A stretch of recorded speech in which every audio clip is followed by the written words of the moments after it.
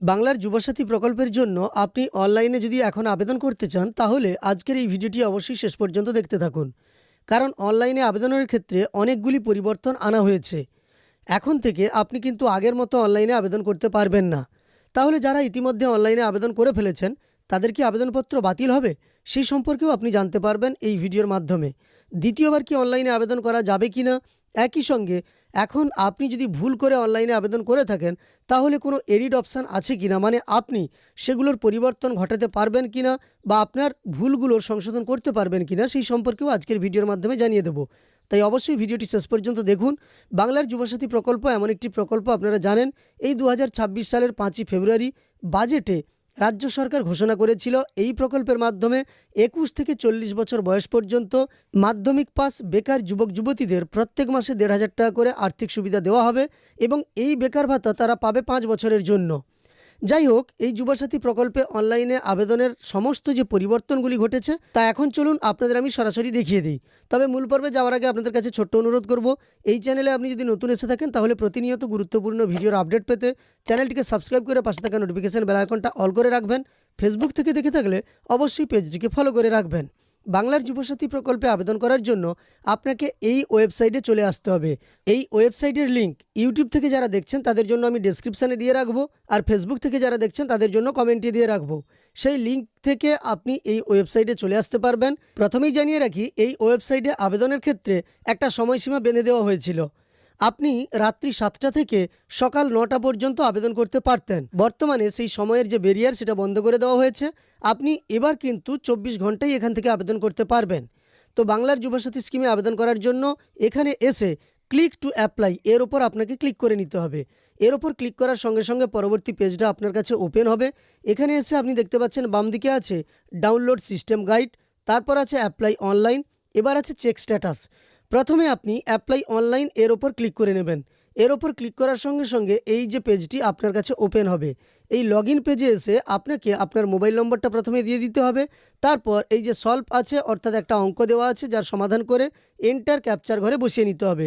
এখানে যেমন আছে 11 + 6, অতএব এটা হবে 17। এইভাবে আপনাকে যোগ করে বসিয়ে নিতে হবে। তারপর গেট ওটিপিতে ক্লিক করলে আপনার কাছে একটা পিন আসবে। সেই পিনটা বসিয়ে নিয়ে আপনি কিন্তু এখানে লগ ইন হতে পারবেন। মোবাইলে আসা পিন বা ওটিপিটাকে আপনি এখানে বসিয়ে নিয়ে ভেরিফাই পিনের ওপর ক্লিক করে নেবেন। ভেরিফাই পিনের ওপর ক্লিক করার সঙ্গে সঙ্গে আপনার কাছে যে ফর্ম সেটা ওপেন হবে। যদিও আমার কাছে ফর্মটা ওপেন হবে না, কারণ আমি এই ফর্ম ফিল আপ কিছুটা অংশ করেছিলাম, মানে বেসিক ডিটেলসগুলো ফিল আপ করে আপনাদের ভিডিও করে দিয়েছিলাম। যারা ভিডিওটি দেখেননি চাইলে দেখে নিতে পারেন। কিভাবে আপনি অনলাইনে যুবসাথী স্কিমের জন্য আবেদন করবেন সেই সম্পর্কে আমরা ডিটেলসে দেখিয়েছি। আপনি সেখান থেকে দেখে নিলেই কিন্তু আবেদন করতে পারবেন। স্টেপ বাই স্টেপ সম্পূর্ণ তথ্য বলা আছে। তবে এখানে একটা সমস্যা আসছিল, আপনি ডকুমেন্টস আপলোড না করলেও ডকুমেন্টস এটা কিন্তু টিক চিহ্ন হয়ে যাচ্ছিল। দেখুন এখানে গ্রিন হয়ে গেছে। আমি ডকুমেন্টস আপলোড করিনি তাও গ্রিন দেখাচ্ছে। তারপর ফাইনাল এখানে কিন্তু সেলফ ডিক্লারেশনে টিক চিহ্ন দিয়ে সাবমিট করার কথা দেখাচ্ছে। আপনাদের যদি এইরকম সমস্যা হয় তাহলে আপনি কিন্তু এখানে ফাইনাল সাবমিট করবেন না। আপনি এই যে ব্যাক আছে এই ব্যাকের ওপর ক্লিক করে নেন। এই ব্যাকের ওপর ক্লিক করার সঙ্গে সঙ্গে দেখুন আপনার কাছে ডকুমেন্টস আপলোডের যে পেজ তা ওপেন হয়ে যাবে। দেখুন এখানে আসার পরে কোন কোন ডকুমেন্টস আপনি আপলোড করতে চাইছেন তার লিস্ট বেরিয়ে আসবে।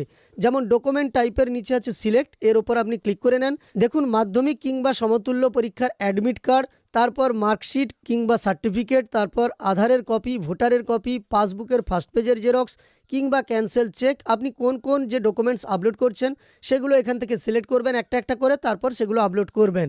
এইখানে দেখুন নতুন পরিবর্তনটা সম্পর্কে আপনাদের আমি দেখাচ্ছি।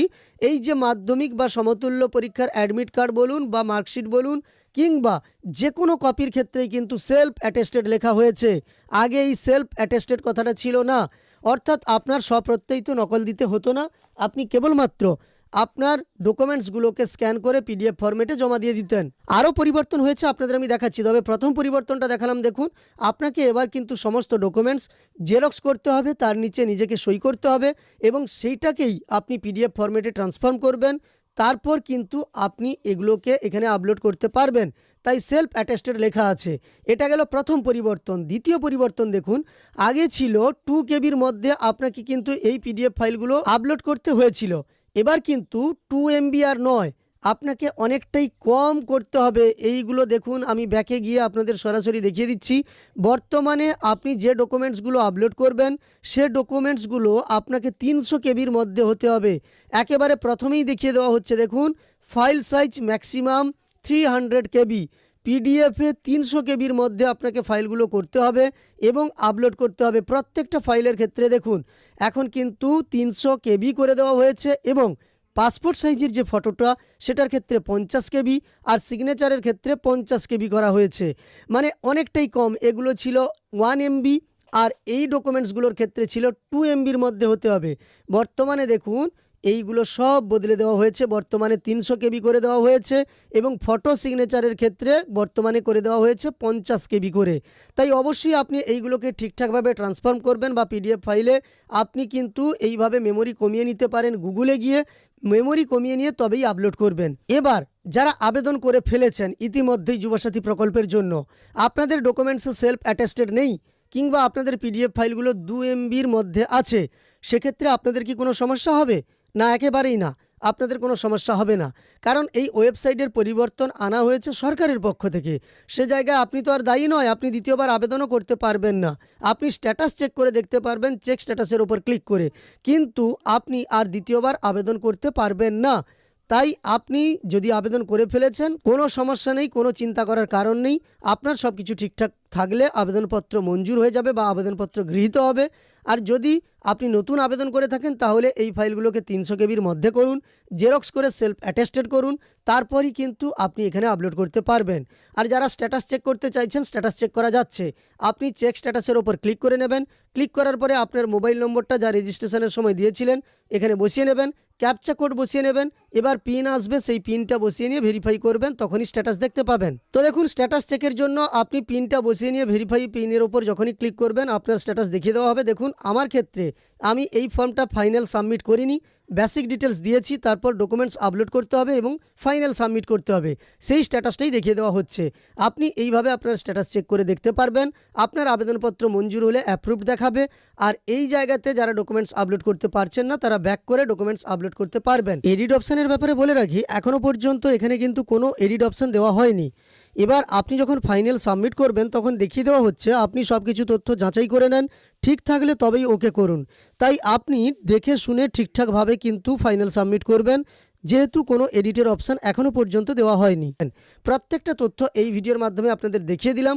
যারা ফর্ম ফিল আপের ডিটেলস দেখতে চাইছেন আমি ভিডিওর লিঙ্ক ডেসক্রিপশানে দিয়ে রাখবো, সেখান থেকে ভিডিওটি দেখে নেবেন। আর দ্বিতীয়বার আপনাদের দেখাচ্ছি না। যাই হোক, এই সম্পূর্ণ ভিডিও দেখার পরে আপনার মতামত কমেন্টে জানাবেন। ভালো লাগলে একটি লাইক করবেন, সেই সঙ্গে এই ধরনের তথ্য আরও পাওয়ার জন্য চ্যানেলটিকে সাবস্ক্রাইব করে পাশে থাকা নোটিফিকেশন বেল আইকনটা অন করে রাখবেন। ফেসবুক থেকে দেখে থাকলে অবশ্যই পেজটিকে ফলো করে রাখবেন।